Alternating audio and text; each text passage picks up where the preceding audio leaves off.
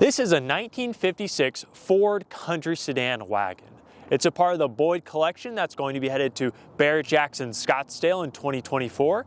I'm going to show you the wagon, and then you're going to let me know how much you think it will bring. Ford's wagon lineup consisted of two doors like this base ranch wagon, the upgraded custom ranch wagon, and the top-of-the-line Park Lane, which was built to compete with Chevy's Nomad, but unfortunately only lasted for 1 year. The Ford wagon was available as a 6 and 8 passenger, with the latter being available as a Country Squire. If you want to tell the difference between the 6 and 8 passenger from afar, look no further than the side trim. This right here, the 6 passenger shares this style with the custom ranch wagon, whereas the 8 passenger version shared its more ornate side trim with the Park Lane. So being a 6 passenger Country Sedan, this puts it right in the middle of the trim hierarchy. Now this example is finished in Fiesta Red and Colonial White.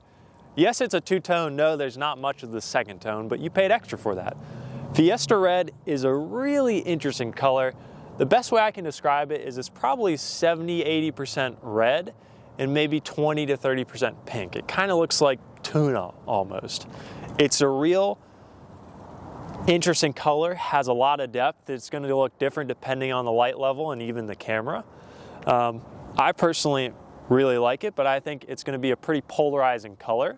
People are either going to see it flipping through the docket and circle it, or they're going to go to the bathroom when this car crosses the block. But I think it's quite striking and not a shade that's really seen on any cars today.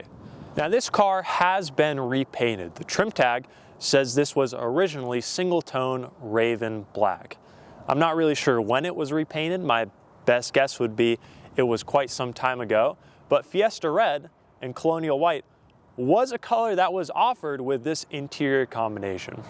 This is definitely a paint job I would call driver quality. It's got some slight imperfections. It's a great 15-footer and a 5-footer. You're going to see a few blemishes here and there, but for a car that's taking the grandkids to go get ice cream or just for fooling around, someone like me, I think it works.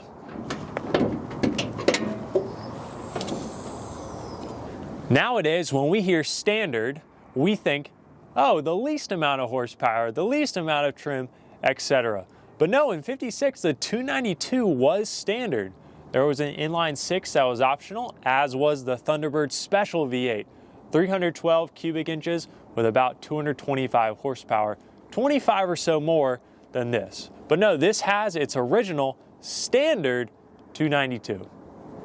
So this car is interior code AT, which gave you red and gold woven plastic seats with white vinyl, and continued that Fiesta Red throughout the entire interior, including but not limited to the dash, the cargo area, and the doors. It's impossible to look at any 3 inches of this car without being reminded you are surrounded by a sea of Fiesta Red, so I hope you like it. The odometer shows 88,000 miles, which I'm told are original, and the transmission is automatic, but it must be in neutral to crank. The rear seats fold down to turn this family truckster into a pretty capable cargo hauler. Patina is a term that has been over-commercialized and over-romanticized. No, your pickup isn't worth double because it has the aesthetically pleasing amount of rust. I think patina is just a way for people to buy junk and sell antiques. We're even seeing cars with faux tina, fake wraps to make them look like they've spent decades out under the sun.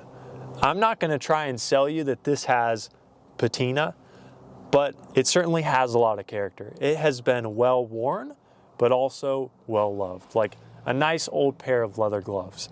It's easy to slip on. The steering wheel, the finish is starting to come off and you can feel the different levels of smoothness.